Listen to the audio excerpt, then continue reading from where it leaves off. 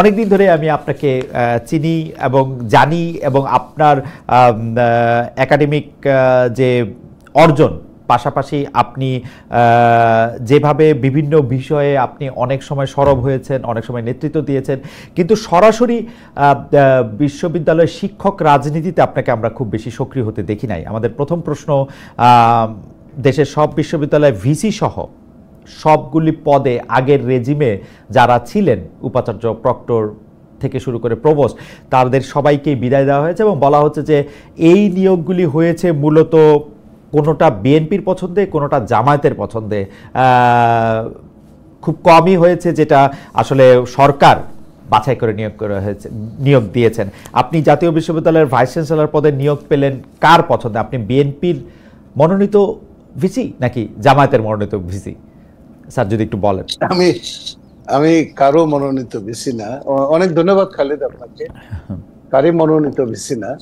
আমরা আমাদের যে অর্জন, আমাদের গবেষণা, আমাদের পড়াশোনা এবং আমাদের যে গত আন্দোলন, সেই আন্দোলনের পার্টিসিপেশন, এই সবকিছু কনসিডার করে সরকার হয়তো মনে করেছে যে জাতীয় বিশ্ববিদ্যালয়ের মতো একটা বিশ্ববিদ্যালয়ে তাকে দিলে ভালো হতে পারে। সেই কনসিডারেশন থেকে আমার নামটা হয়তো আসছিল সরকারের কাছে। তবে কোনো পার্টিকুলার কোনো দলীয় ভিত্তিতে, এবং আপনি যদি দেখেন এইবার যারা ভিসি, প্রভিসি এবং ট্রেজারার মনোনয়ন পেয়েছে, আমি ক্যাটেগরিক্যালি এখনই আপনাকে 20টা বিশ্ববিদ্যালয়ের ভাইস চ্যান্সেলরের নাম বলতে পারবো, যাদের পাবলিকেশন, যাদের সাইটেশন, যাদের হাই ইন্ডেক্স জার্নালের সাইটেশন এবং যাদের পড়াশোনা, বিদেশে পড়াশোনা, সবকিছু মিলিয়ে this is one of the best choice ছিল আপনার। এই যে আর পলিটিক্যাল এফিলিয়েশন তো কিছু প্লাস মাইনাস করে প্রত্যেকটা মানুষেরই থাকবে, কারো একটু কম, কারো একটু বেশি, হয়তো সেটা একদম যে উদাও হয়ে যাবে রাষ্ট্র এবং সমাজ থেকে, সেটা তো ভাবার কোনো কারণ নেই। তবে যেভাবে আগে আপনার একটা পলিটিক্যাল কনসিডারেশনে যাইছে তাই ভাবে যে অ্যাপয়েন্টমেন্ট গুলো হয়েছে গত 15-16 বছর থেকে, সেই জায়গাটাতে একটা ব্যত্যয় ঘটেছে। সেই জায়গাটা হয়তো এবারে অ্যাপয়েন্টমেন্ট নাই। দলীয় মনোনয়নের ভিত্তিতে না ঘটলেও এই অ্যাপয়েন্টমেন্টটা কি ঘটেছে এই কারণে যে এই সরকারকে অনেকেই বলে থাকেন যে এটি একটি এনজিও ঘনিষ্ঠ সরকার, কেউ কেউ এই সরকারকে নানা রকম গ্রামীণ ব্যাংক এবং এনজিও, এই দুইটাকে একসাথে করে এনজিও গ্রাম সরকারও কেউ কেউ বলছেন। সেক্ষেত্রে আপনার এনজিও সংশ্লিষ্ট দেশি বিদেশি আন্তর্জাতিক, সেইটা কি একটু প্রভাব বিস্তার করেছে আপনার? আমার ব্যক্তিগতভাবে আমি আন্তর্জাতিক সংস্থাগুলোর সাথে কাজ করি, দেশীয় সংস্থাগুলোর সাথেও কাজ করি, মিনিস্টার প্ল্যানিং এর সাথে কাজ করি গত 2-3 দশক ধরে। সেটা ওনারা সিভি চেয়েছেন, সিভিতে হয়তো দেখেছেন, সিভিতে হয়তো কনসিডারেশনে সেটা হলো থাকতে পারে। তবে প্রধানত যে উদ্দেশ্যটা ছিল সেটা হলো যে বাহিরের শিক্ষা নিয়ে বাহিরের অনেক বিশ্ববিদ্যালয়ের সাথে যেহেতু আমি কাজ করেছি, অস্ট্রেলিয়াতে, চায়নাতে এবং বিভিন্ন দেশের সাথে কাজ করেছি, এবং বাংলাদেশ সরকারের সাথে অনেকগুলো কাজ আছে আমার শিক্ষা নিয়ে, সেহেতু তারা মনে করেছেন যে দেশের সর্ববৃহৎ পাবলিক বিশ্ববিদ্যালয় এবং বিশ্বের দ্বিতীয় বৃহত্তম পাবলিক বিশ্ববিদ্যালয়, হ্যাভিং 4 মিলিয়ন স্টুডেন্টস এবং অ্যারাউন্ড 2500 অ্যাফিলিয়েটেড কলেজেস, এই সবগুলো মিলিয়ে মনে করেছেন যে এখানে যে একটা টোটাল ডিস্টোপিয়া, এটা একটা টোটাল ডিস্টোপিয়া ছিল, একদম ক্যাওটিক একটা সিচুয়েশন ছিল। সেই জায়গাটাতে হয়তো ওনারা মনে করেছেন যে ওকে দিলে হয়তো একটু ভালো করতে পারবে, সেটাই হয়তো কনসিডারেশনে ছিল। তবে certainly it was not a political decision. Okay, politically না। প্রফেসর, আপনি অটোপাসের বিরুদ্ধে একটা কঠোর অবস্থান নিয়েছেন, এমনকি আপনি সেখানে যখন আন্দোলনরত শিক্ষার্থীরা তারা আন্দোলন করছিল, আপনি আপনার নিরাপদ অবস্থান থেকে বেরিয়ে এসে তাদের মুখোমুখি হয়েছেন। তা এমনকি ফেসবুকে স্ট্যাটাস, মানে আপনি দু একটা হয়তো আঘাতও আপনাকে সইতে হয়েছে, এবং ফেসবুক স্ট্যাটাসে আপনি বলেছেন যে আমাকে যতই আঘাত করুক, তোমরা হামলা করেছো, আমাকে আহত করেছো, আরও যা ইচ্ছা করতে পারো করো, অটোপাস আমরা দিব না, চোখের সামনে একটা জাতির শিক্ষা ব্যবস্থাকে ধ্বংস হতে আমরা দিব না, দেশের উচ্চশিক্ষার 70% নিয়ন্ত্রণকারী একটি জাতীয় প্রতিষ্ঠান কোনো অবস্থাতেই অটোপাস দিতে পারে না। কিন্তু স্যার, আপনার তো শিক্ষার্থীদের দাবিও আপনার আসলে শুনতে হচ্ছে বা শুনতে হবে মনে হয়, সেইটা হচ্ছে যে 3 বছরের কোর্সে এটাতে 6-7 বছর লেগে যাচ্ছে। তারপরে গত বছর সরকার পতনের আন্দোলন, বন্যা, নানাভাবে সময় আরও বেড়ে গেছে। আপনি জানেন স্যার যে এই জাতীয় বিশ্ববিদ্যালয়ে যারা পড়াশোনা করছেন তাদের পেশাগত জীবনে ঢুকার একটা তাড়া থাকে, তাদের পড়ালেখারও একটা জায়গা থাকে যে মানে ব্যয়বহুল পড়ালেখা, তারা আর কত বছর এটা করতে পারবে।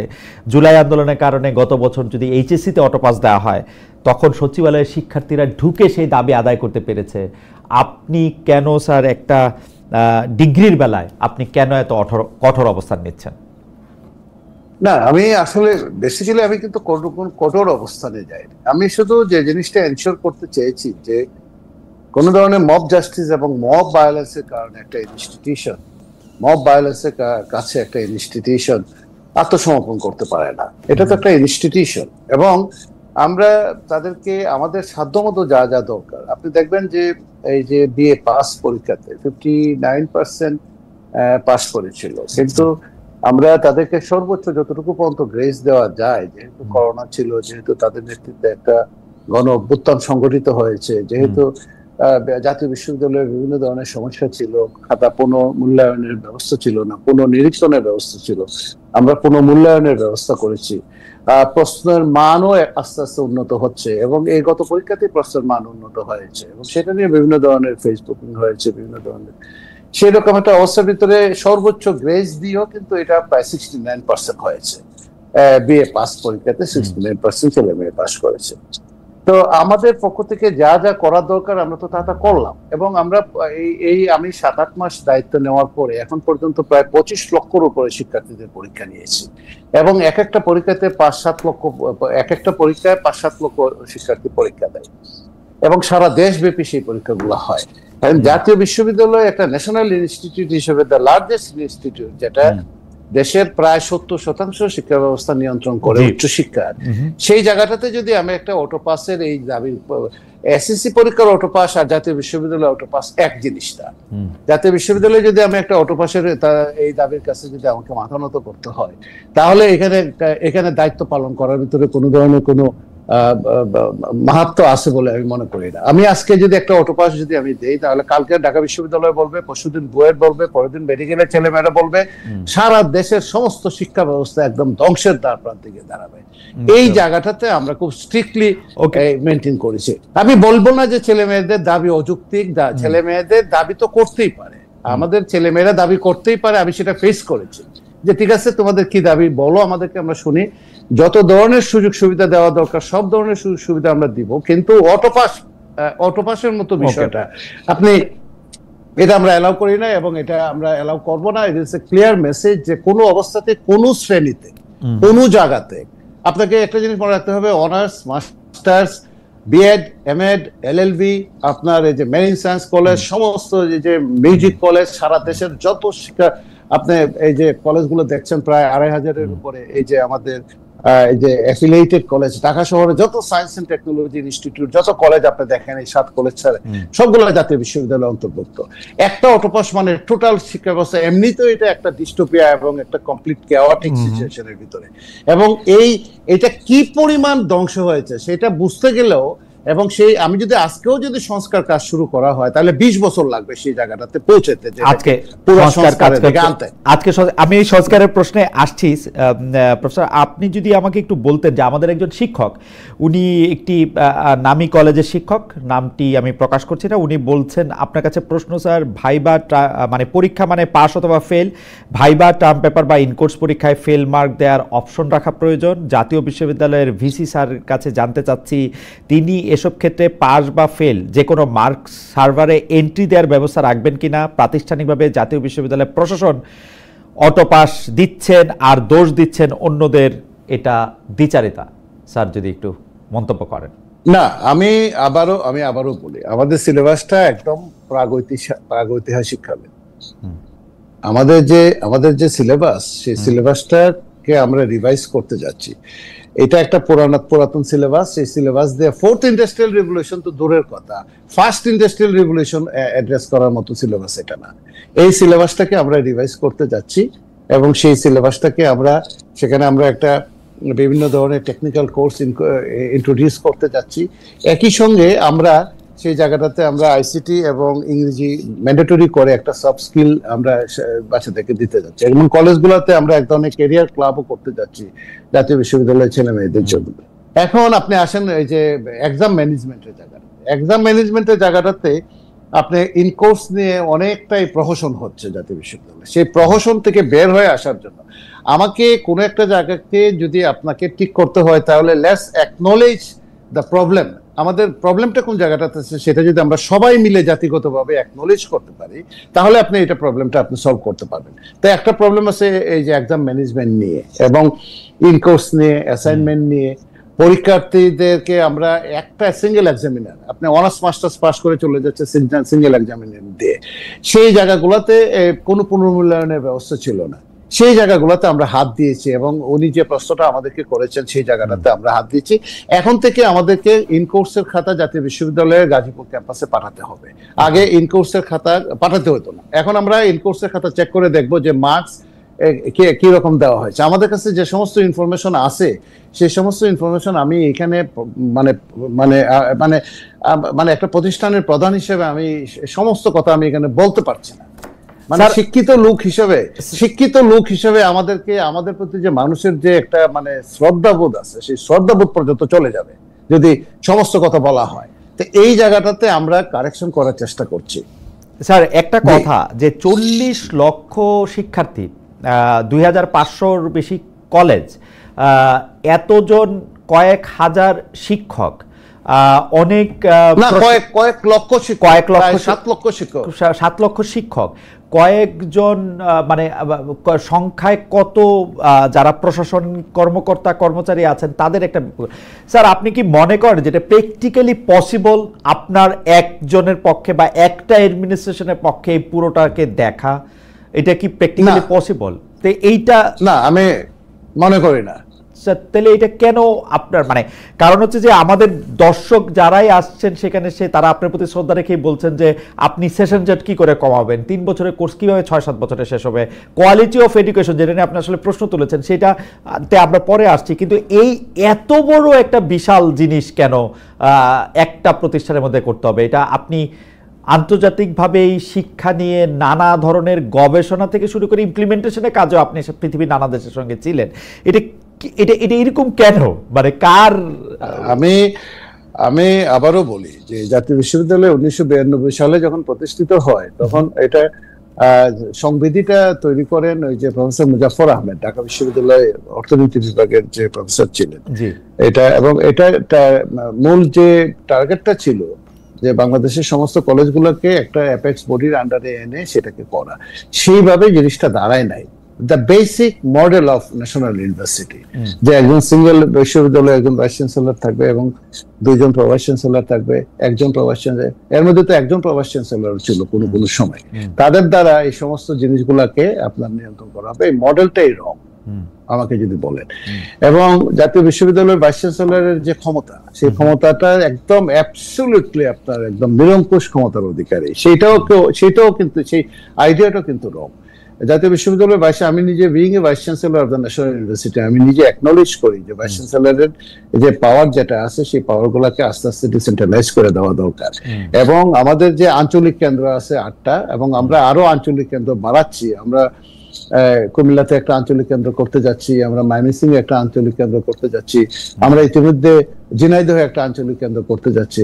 তো এইভাবে সমস্ত 64টা জেলার ভিতরে যদি অর্ধেক জেলাগুলোতে 2টা জেলা মিলিয়ে একটা আঞ্চলিক কেন্দ্র যদি হয়, এবং সেই আঞ্চলিক কেন্দ্রগুলোকে যদি আমরা ন্যাশনাল ইউনিভার্সিটি হাব হিসেবে গড়ে তুলতে পারি, সেখানে যথেষ্ট রিসোর্স এবং জনবল যদি দিয়ে সেটাকে ডিসেন্ট্রালাইজ করতে পারি, তাহলে কিছুটা রক্ষা। তবে the very basic model of national university যে 40 লক্ষ শিক্ষার্থী, এইটা it doesn't mean anything। এইভাবে হয়তো একটা বিশ্ববিদ্যালয় আছে ভারতে আপনার 60-70 লক্ষ শিক্ষার্থীকে নিয়ে, কিন্তু তাদের মডেলটা কিন্তু ডিসেন্ট্রালাইজ, যার জন্য একটা বিশ্ববিদ্যালয়ের উপাচার্য হিসেবে জয়েন করার পরে, আজকে আমাদের এক শিক্ষক লিখলেন যে উপাচার্য হিসেবে জয়েন করার পরে আমার মতো যে চ্যালেঞ্জগুলো আমি মোকাবেলা করলাম গত 8 মাসে, পৃথিবীর কোথাও কোনো উপাচার্য বিশ্ববিদ্যালয়ে জয়েন করার পরে এত চ্যালেঞ্জ মোকাবেলা করেছে কিনা সেটা মানে একটা মানে বিরাট ব্যাপার।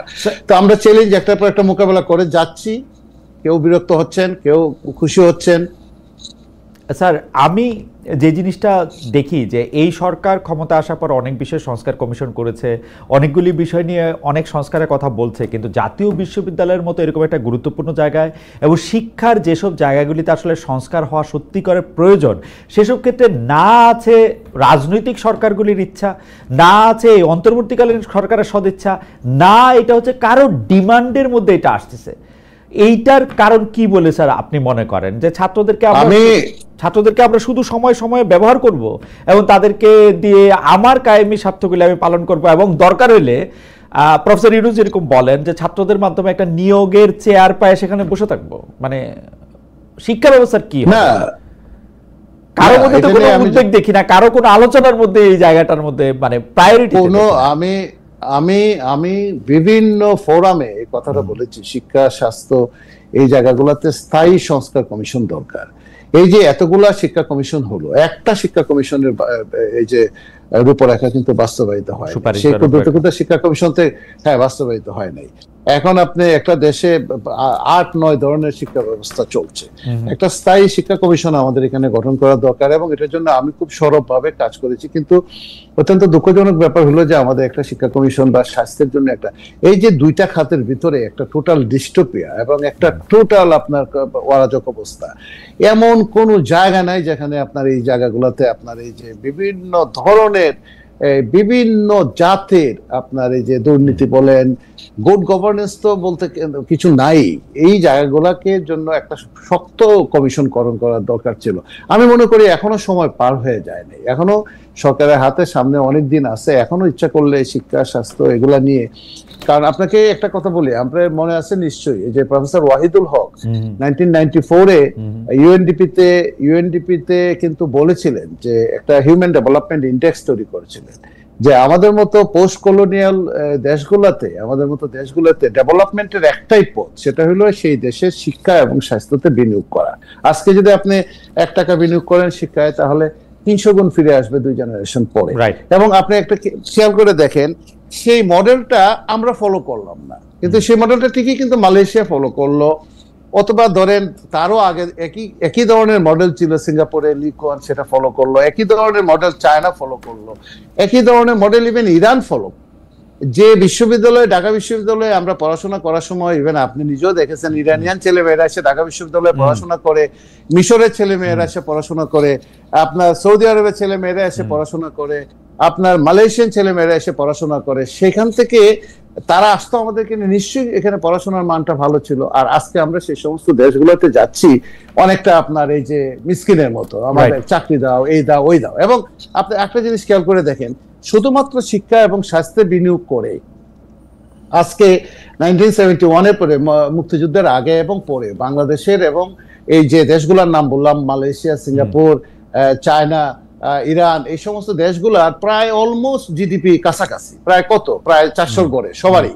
আজকে সিঙ্গাপুরে 50,000 প্লাস, আজকে চায়না একটা সুপার পাওয়ার, আজকে ইরান অ্যাটমিক শক্তিধর রাষ্ট্র, আজকে আমরা মালয়েশিয়াতে যাই, থাইল্যান্ডে যাই, আপনি হসপিটালে। স্যার, আপনি যে কথাগুলি বলছেন সেই কথাগুলি আসলে মানে আপনি যে নতুন বলছেন বা আপনি যে একমাত্র নতুন বলছেন তা না, বহুদিন ধরে এটা বলা হচ্ছে, বহুদিন ধরে এটা বলা হচ্ছে, কিন্তু কেউই এটার মধ্যে মনোযোগ দিতেছে না। স্যার, আমি যদি একটা গড়ে একটা এরকম প্রশ্ন করি যে 40 লাখ যে শিক্ষার্থী আছেন, যাদেরকে আপনি স্যার গ্র্যাজুয়েশন ডিগ্রি দিচ্ছেন, তারপর হচ্ছে পোস্ট গ্র্যাজুয়েশন ডিগ্রি দিচ্ছেন, তাদের আসলে লক্ষ্য বা উদ্দেশ্য কি? তাদের সামনে আসলে কি আছে? মানে একটা কারো আছে যে একটা সরকারি চাকরি পাবে, কারো তাদের সামনে একটাই লক্ষ্য, একটা চাকরি পাওয়া। কোন অবস্থাতে এটা এই সিস্টেমটা, আমরা যে সিস্টেমে চলছি এখন এই মুহূর্তে, এই সিস্টেমে কোনো অবস্থাতে একজন প্রকৃত মানুষ হিসেবে গড়ে তোলা, একজন জ্ঞানী মানুষ হিসেবে গড়ে তোলা, একটু অ্যানালিটিক্যাল ব্রেইন তৈরি করা, একটু প্রচন্ড পরিশ্রম করে, জাতীয় বিশ্ববিদ্যালয়ের শিক্ষকরা প্রচন্ড পরিশ্রম করে, কোনো বেনিফিট হয়তো সেভাবে দিতে পারে না। আমাদের অনেক ছেলে মেয়ে আছে, তারা প্রচুর পরিশ্রম করে, এবং জাতীয় বিশ্ববিদ্যালয় এত মানে আন্ডারমাইনও করা হবে না, কারণ জাতীয় বিশ্ববিদ্যালয় গত বিসিএস এ 3য় স্থান দখল করেছে এবং জাতীয় বিশ্ববিদ্যালয়ের অধীনে শতবর্ষব্যাপী কলেজ আছে প্রায় 1 ডজনের মতো। আপনি যদি দেখেন আমাদের মডেল কলেজগুলা, যেমন আপনার রাজশাহী কলেজ, আপনার পাবনা এডওয়ার্ড কলেজ, আপনার এই যে এই Comilla Victoria college, Sylhet MC college, Brajamohan college, Chittagong college, এই যে কলেজগুলো আপনার বড় বড় কলেজগুলো, বা ঢাকাতে আমাদের যে সমস্ত বড় বড় কলেজগুলো আছে, সেই কলেজগুলোতে আমরা একটা সংখ্যক ছেলে মেয়ে পাচ্ছি, কিছু সংখ্যক ছেলে মেয়ে পাচ্ছি যারা বিসিএস এ ভালো করছে, যারা ব্যাংক, বিমা, ইন্স্যুরেন্সে, আপনার ন্যাশনাল ইউনিভার্সিটি, আপনি যে কোনো ব্যাংকে ঢুকেন দেখবেন 60% ছেলে মেয়ে ন্যাশনাল ইউনিভার্সিটি গ্রাজুয়েটস। সেটারও আবার একটা অন্য কারণ আছে, সেটা তাদেরকে সহজে কন্ট্রোলের ভিতরে রাখা যায়। কিন্তু এইটাই কি একটা দেশের শিক্ষা ব্যবস্থার মূল উদ্দেশ্য হতে পারে, যে আমি শুধু এই একটা বিশ্ববিদ্যালয় শুধুমাত্র আমি কিছু সংখ্যক লোক তৈরি করব যারা শুধুমাত্র এই ব্যাংক, বিমা, ইন্স্যুরেন্স চালাবে একদম মেশিনের মতো? এই দেশে কোনো গবেষণা হবে না, এখানে কোনো জ্ঞান চর্চা হবে না। স্যার, আমি আপনাকে উদ্ধৃত করি দর্শকদের জন্য। আপনি সিপিডি আয়োজিত এক সেমিনারে আপনি বলেছেন যে জাতীয় বিষয়, আমি আপনাকে কোট করছি, জাতীয় বিশ্ববিদ্যালয়ে আমরা শিক্ষা দিচ্ছি কিন্তু কোয়ালিটি নেই কারণ কোনো মনিটরিং নেই, এখানে প্রশিক্ষিত শিক্ষক নেই, 8-10 হাজার টাকা বেতনে অনার্স পড়াচ্ছে, যত্রতত্র অনার্স মাস্টার খুলে দিয়ে বসে আছে। স্যার, আপনি যেসব ভালো উদাহরণ দিলেন সেগুলো একটা বাস্তবতা।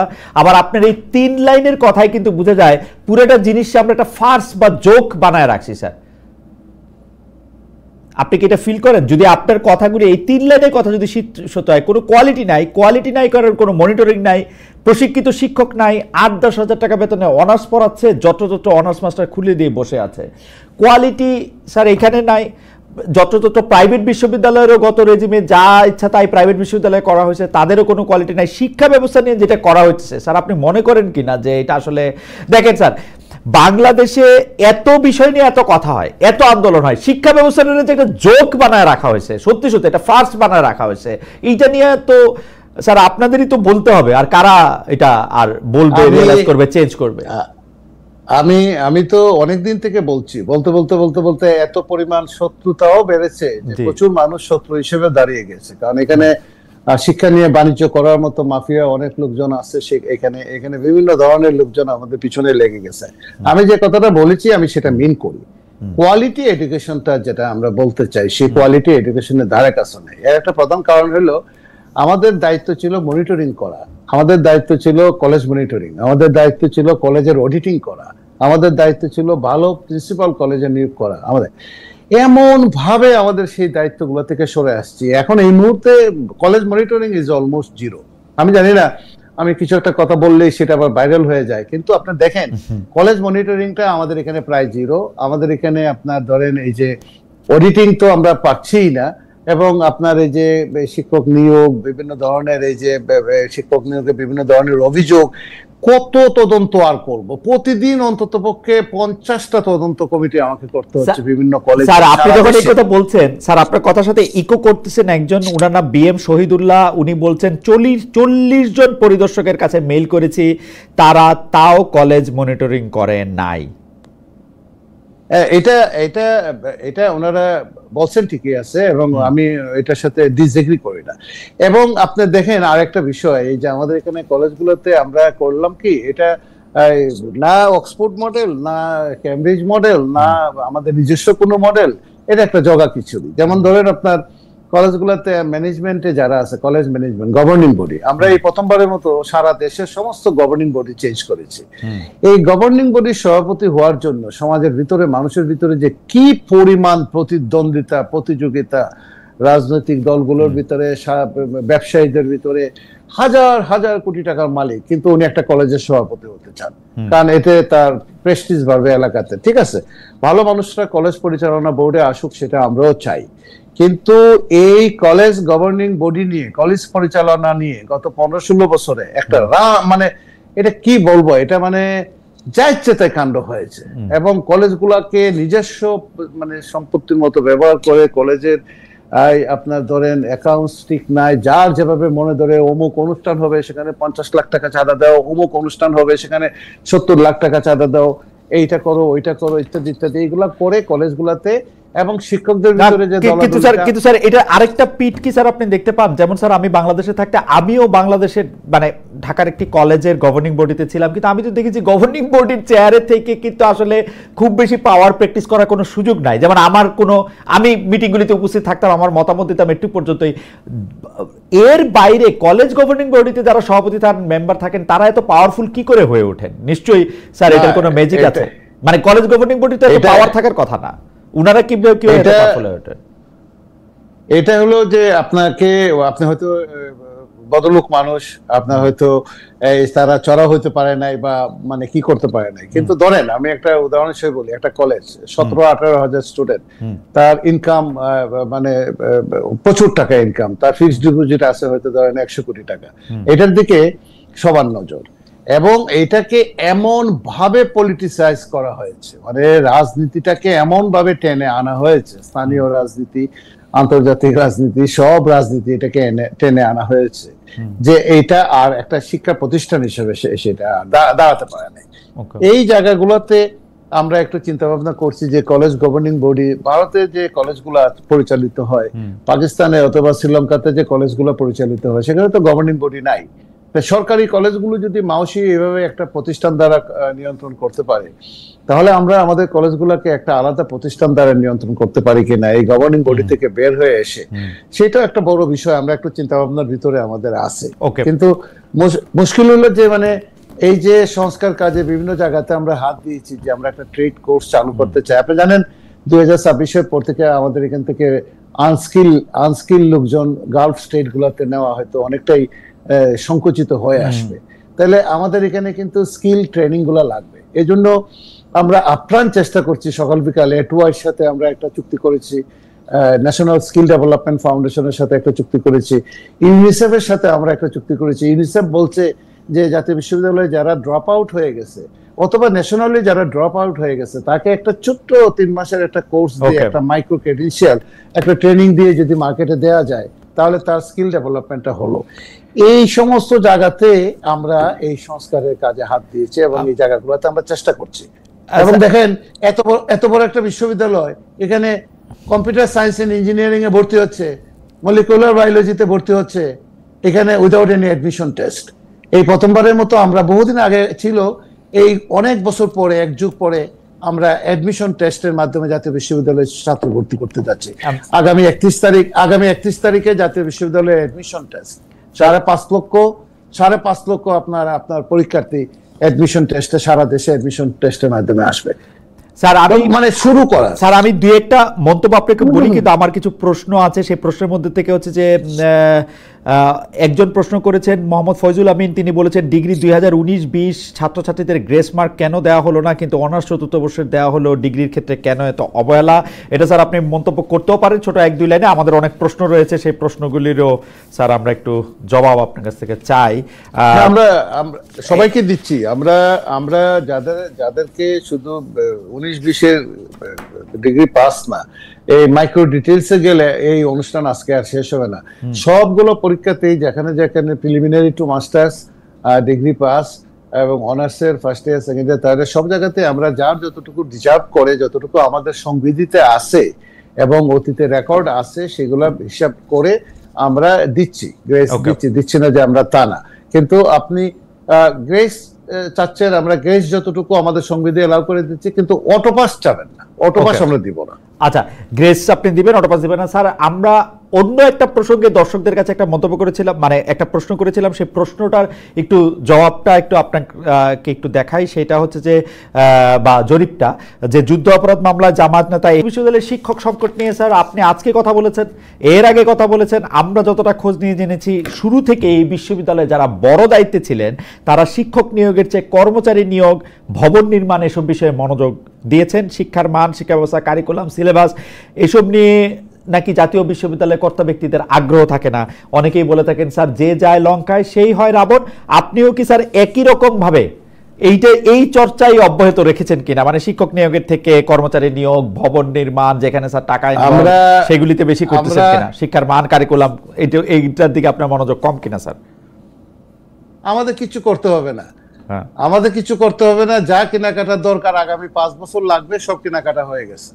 আচ্ছা, আমাদের কিছু করতে হবে না, যত বিল্ডিং টিল্ডিং করা দরকার আগামী 5-7 বছরে সব বিল্ডিং করা হয়ে গেছে। ওকে, এমনকি যা কেনাকাটা করার জন্য যা দরকার আগামী 4-5 বছর যে এটা লাগবে সেটা করা হয়ে গেছে। ইভেন সমাবর্তন কবে হবে তার ঠিক ঠিকানা নাই, কিন্তু সমাবর্তনের সমস্ত জিনিসপত্র কেনা হয়ে গেছে।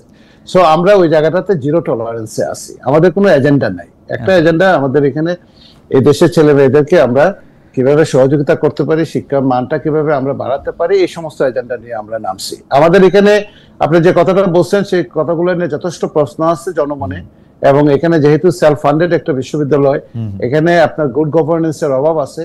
একটা বিশ্ববিদ্যালয়ে 40 লক্ষ শিক্ষার্থীদের অভিভাবক, তার ভিতরে শিক্ষক আছে মাত্র 81 জন। যে 81 জন শিক্ষক দিয়ে আমরা 30-35টা অনার্স মাস্টার্স চালাই একটা দেশে, সেখানে কোনো সাবজেক্টের শিক্ষকই নাই, তাহলে আমাকে মডারেশন করতে বিভিন্ন বিশ্ববিদ্যালয়ের লোকজনের কাছে আমাকে দৌড়াতে হয়। মানে বিশ্ববিদ্যালয়টাকে বিশ্ববিদ্যালয় হিসেবে গড়ে তোলা হয় নাই। কিন্তু স্যার এটা এরকম কেন? আপনারা তো স্যার নিজের টাকা দিয়ে নিজেরা চলেন বেশিরভাগ ক্ষেত্রে, আপনারা সেলফ ফান্ডিং আমরা চলি না শুধু, আপনারা অন্যদের দেন। এই সেলফ ফান্ডিং একটা ইউনিভার্সিটির টিচার সংকট কেন থাকবে? কেন এইটার এমন অবস্থা হবে যে এইটার শিক্ষকদের নিয়মিত পদোন্নতি হবে না? দেখেন স্যার, অনেকেই এই প্রশ্ন করতেছেন যে সরকারি কলেজে শিক্ষকতাটার নিয়োগ যখন পান তখন থেকেই তারা গা ছেড়ে দেন অনেক শিক্ষক, কারণ তারা জানেন নিয়মিত প্রমোশন হবে না, ক্লাস মানে তাদের একটা মানে তাদের খুব বেশি উৎসাহ থাকে না। এটা কেন স্যার? এটা এরকম কেন? এটা প্রধানত কারণ হলো যে আপনার ধরেন এইটার একটা পাথওয়ে অফ প্রমোশন যেটা এটা নাই। এবং আপনি ধরেন শিক্ষকও লেকচারার 20 বছর ধরে পড়াচ্ছেন, তার ছাত্র লেকচারার, কোনো মানে সব সমান, এবং এই পোস্ট নাই। তাহলে আমার পোস্ট নাই যদি, তাহলে আমি অনার্স মাস্টার্স করলাম কেন? আমি কয়েকদিন আগে আশেক মাহমুদ কলেজে গিয়েছিলাম, এই যে আপনার বাওয়াল বদরে আলম কলেজে গিয়েছিলাম। সেখানে ফাইন্যান্স এবং ম্যানেজমেন্টে প্রায় 300 শিক্ষার্থী, শিক্ষক হলেন দুইজন। চারটা ল্যাব আছে, 8 জন ডেমনস্ট্রেটর দরকার, 1 জন না 2 জন ডেমনস্ট্রেটর আপনার সেখানে আছেন। আর যততত্র অনার্স মাস্টার যেখানে করছি তার কিচ্ছা কাহিনী কথা নাই বা বললাম। এবং আপনার শিক্ষকদেরকে আমরা নিয়োগ দিয়েছি যত্রতত্র, কিন্তু এমপিও দেই নাই। যদি এমপিও নাই দেই তাহলে তাদেরকে অ্যালাউ করলাম কেন? সেটা একটা বড় প্রশ্ন। সব মিলিয়ে এইটা এমন একটা শিক্ষা ব্যবস্থার ভিতরে এমন একটা ডিস্টোপিয়া। এই জন্য আমি বললাম, এটা তো গেল আপনার জাতীয় বিশ্ববিদ্যালয় নিয়ে বললেন। আমি তো সারা জীবন জাতীয় বিশ্ববিদ্যালয়ের বাইরে অন্যান্য বিশ্ববিদ্যালয় নিয়েও কথা বলেছি। অন্যান্য বিশ্ববিদ্যালয়ে গত 15-16 বছরে যা ঘটেছে, শিক্ষক নিয়োগ নিয়ে যা ঘটেছে, গুড গভর্নেন্সের প্রশ্ন যদি আপনি বলেন, সেইটা কভার করতে 20 বছর 30 বছর লাগবে। আপনার একজন লোক আপনার পাওয়া যায় না। কোনো বিশ্ববিদ্যালয় আছে যে 400 শিক্ষক নিয়োগ দিয়েছেন, একজন শিক্ষককে পাওয়া যায় না যেখানে অন্য মতের, অন্য আগে ডিএনএ টেস্ট করে শিক্ষক নিয়োগ করা হয়েছে। তো এই যে কাজগুলা করা হয়েছে, এটার এফেক্ট তো আপনার কলেজ লেভেলও আছে। কলেজে আপনার এমন কোনো শিক্ষক নিয়োগ দেওয়া হয় নাই। ভালো ভালো শিক্ষকরা, ভালো ভালো ছেলে মেয়েরা যারা ভালো ভালো পড়াশোনা করেছে, ব্রেন ড্রেনের শিকার হয়েছে, বিদেশে চলে গেছে। আপনার এখানে মানে শিক্ষকতা পেশায় আসবো না শেষ পর্যন্ত, এইরকম একটা সিদ্ধান্ত তারা নিয়েছে। এইরকম একটা জায়গা থেকে আমরা এই একটা স্ক্র্যাপ থেকে আমরা শুরু করেছিলাম। আর জাতীয় বিশ্ববিদ্যালয়ে তো আমি যেদিন জয়েন করি, গিয়ে দেখি আমার টেবিলে কোনো কাগজপত্র কিছু নাই। মানে আমার যে কেউ একটা দায়িত্ব বুঝিয়ে দিবে, আমার ডাইরেক্টর সাহেবরা কিছুই নাই। আমরা সব নতুন করে বের করে আবার আপনারা আজকের এই অবস্থানে এসেছি। প্রফেসর, হ্যাঁ, আমি শুধু এই বিষয়টা জানতে চাই যে আপনারা দায়িত্ব নেওয়ার পরে আপনি যেহেতু বলছেন যে জামায়াত বা বিএনপি বা এই সরকারের কোনো একটা কায়েমি স্বার্থের জায়গা থেকে স্যার আপনাদের নিয়োগ হয় নাই, আপনার এখন আর কোনো বাধা ধরা এরকমও নাই যে ওইখানে একটা জামাতের বিশ্ববিদ্যালয় বা একটা বিএনপির বিশ্ববিদ্যালয় বা একটা এনসিপির বিশ্ববিদ্যালয়কে আপনার বিশ্ববিদ্যালয় কলেজকে আপনার কোনো কিছু একটা করতে হবে, দেখে রাখতে হবে, নিয়োগ দিতে হবে, সেরকম কোনো কিছু? এই সময়টার মধ্যেই যথেষ্ট পরিমাণে সংস্কার করে শিক্ষক নিয়োগ যেখানে যেটা করা দরকার সেইটা কি করতে আপনি পারবেন কিনা? উপরন্তু আমি দর্শকদের জন্য একটু বলি, এখন যিনি শিক্ষা উপদেষ্টা আছেন প্রফেসর সিআর আবরার, আপনার দীর্ঘদিনের কলিগ, আমি আপনি দুজনই উনাকে খুব ভালো করে জানি। এর আগে যিনি ছিলেন ইনি আমাদের সবার শিক্ষক প্রফেসর ওয়াহিদুদ্দিন মাহমুদ। তো মানে এর চেয়ে ভালো অবস্থা তো আর কোনো সময় মানে থিওরিটিক্যালি আর পাওয়া সম্ভব না স্যার আপনার পক্ষে। আমি ধরেন জাতীয় বিশ্ববিদ্যালয়ে আমি টিকেই আছি। ধরেন যে প্রফেসর ওয়াহিদুদ্দিন মাহমুদ স্যারের সাপোর্টটা ছিল বলে আর এখন প্রফেসর সিআর আবরারের সাপোর্টটা ছিল বলে আছে বলে, ওনারা আমার প্রায় 40 বছরের যে পরিচিত, 35 বছরের সহকর্মী ওনাদের সাপোর্টটা আছে বলেই জাতীয় বিশ্ববিদ্যালয়ে যে সংস্কার কাজে হাত দিয়েছে সেই কাজগুলো আমরা করতে পারছি। এবং শিক্ষা মন্ত্রণালয়ের যে বর্তমান যারা আছেন সচিব এবং যারা শিক্ষা মন্ত্রণালয়ে যারা আছেন এবং ডিজি লেভেলে যারা আছেন এবং আপনার এই যে উপদেষ্টা মহোদয় লেভেলে যারা আছেন এবং অন্যান্য উপদেষ্টারাও এবং অন্যান্য সচিবরাও এবং যে আন্দোলনের সাথে ডাইনে বায়ে সামনে যারা ছিলেন সবাই আমাদেরকে সহযোগিতা করছে। কিন্তু আমি শুরুতেই বলছি যে সহযোগিতা করছেন এটা ঠিক আছে, কিন্তু একটা একটা করে কাজ ধরে যদি আমরা আগাতে চাই একটা বিশাল সময় লাগবে সংস্কার কাজটাতে। এই জন্য আমরা বললাম যদি একটা রূপরেখা দেওয়া যেত যে আমরা কোন কোন জায়গাটাতে কিভাবে শিক্ষাক্ষেত্রে সারা দেশের কথা বলছি, আমরা তো জাতীয় বিশ্ববিদ্যালয়ের জন্য একটা পাথওয়ে তৈরি করেছি যে আমরা সিলেবাস সংস্কার করব, এটার জন্য কমিটি করে দিয়েছি, কাজ শুরু হয়েছে, সিলেবাস সংস্কারে হাত দিয়েছে। আমরা পরীক্ষার সিস্টেমটা সংস্কার করব, আমরা ইনকোর্স সিস্টেমটা সংস্কার করব, আমরা যারা এই এত বড় আন্দোলনে নেতৃত্ব দিয়েছে শহীদ মিন মুগ্ধ এবং আবু সাইদের নামে আমরা সারা দেশে শিক্ষাবৃত্তি চালু করতে যাচ্ছি এবং সেটা আগামী মাস থেকে শুরু করতে চাচ্ছি, কয়েক কোটি টাকা আমরা শিক্ষাবৃত্তি দেব, সেই কাজগুলো আমরা করছি। আমাদের ইএমএস এর মাধ্যমে আমরা লার্নিং ওই যে আপনার ওই অটোমেটিক এই যে স্যার আপনার কাছে কি মনে হয় আপনি যেসব উদ্যোগ নিতেছেন সেসব উদ্যোগের সুফল বা সেসব উদ্যোগের সুফলের লক্ষণ আমরা কবে নাগাদ দেখতে পারবো? এন্ড অফ দিস ইয়ার, যেমন আমরা এন্ড অফ দিস যেমন আমরা এই যে আমরা চট করে আমাদের অনেকগুলো পরীক্ষা নিয়ে নিচ্ছি এবং আগামী জুন পর্যন্ত যদি আমরা এই পরীক্ষা এইভাবে নিতে থাকি, আগামী জুন নেক্সট জুনের কথা, এই জুন না নেক্সট জুনের ভিতরে আপনারা দেখবেন যে 60-70% জাতীয় বিশ্ববিদ্যালয়ের সেশন জট আমরা কমিয়ে আনতে পারবো।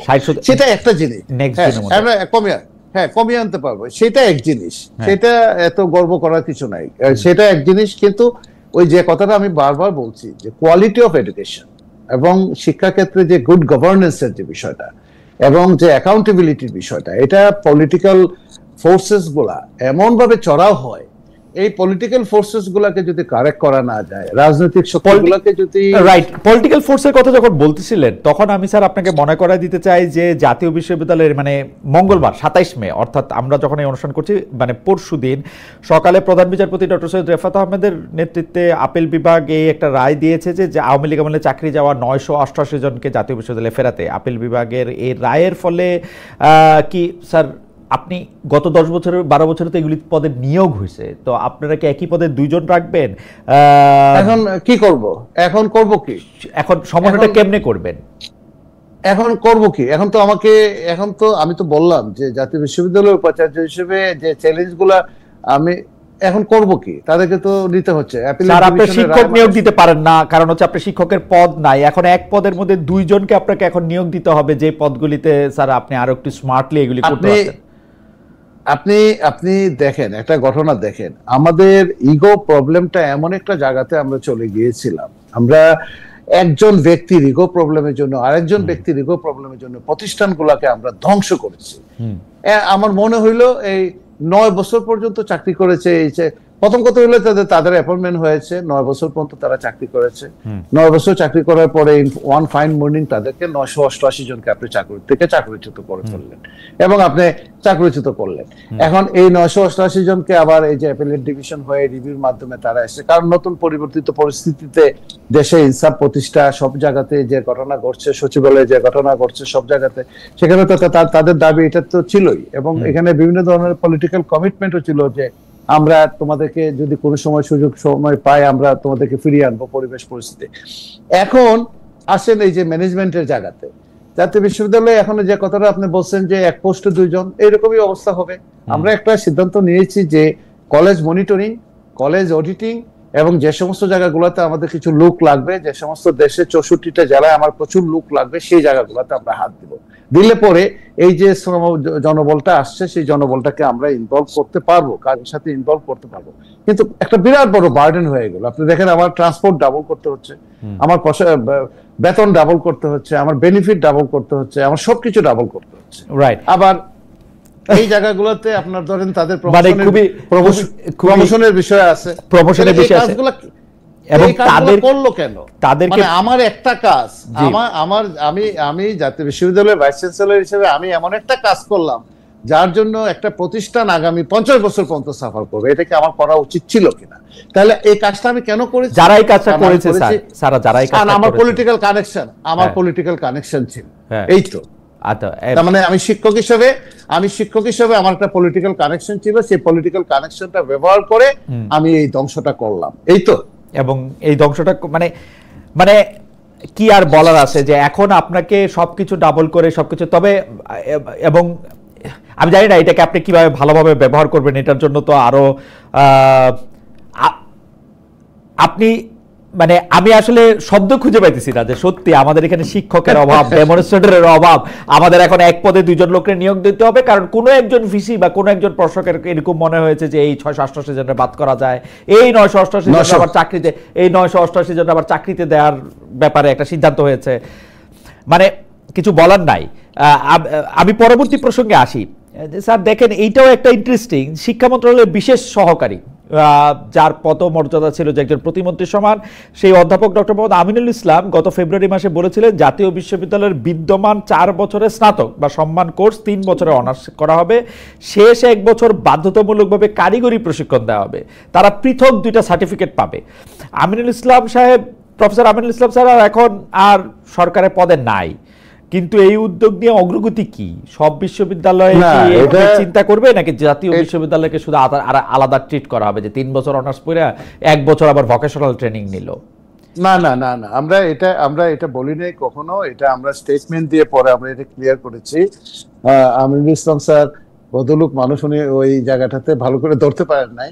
4 বছরের অনার্স 4 বছরই থাকবে, 4 বছরের নিচে যদি আমি নামাই তাহলে এটা ইন্টারন্যাশনালি অ্যাক্রিডিটেশন পাবে না, ইন্টারন্যাশনালি অ্যাকসেপ্টেড হবে না। 4 বছরের কোর্স 4 বছরই থাকবে, এখানে কম্প্রোমাইজ করার কোনো স্কোপ নেই। আমরা বলেছি যে আমাদের কোনো ওই যে অনার্সে 135 ক্রেডিট, 140 ক্রেডিট, সেখান থেকে এবং কোনো জায়গাতে সিমিলার সাবজেক্ট, এই আপনার ফার্স্ট ইয়ারে পড়লো আবার 4th ইয়ারে গিয়ে দেখা যায় একই রকম সাবজেক্ট পড়ছে, কাছাকাছি সাবজেক্ট পড়ছে।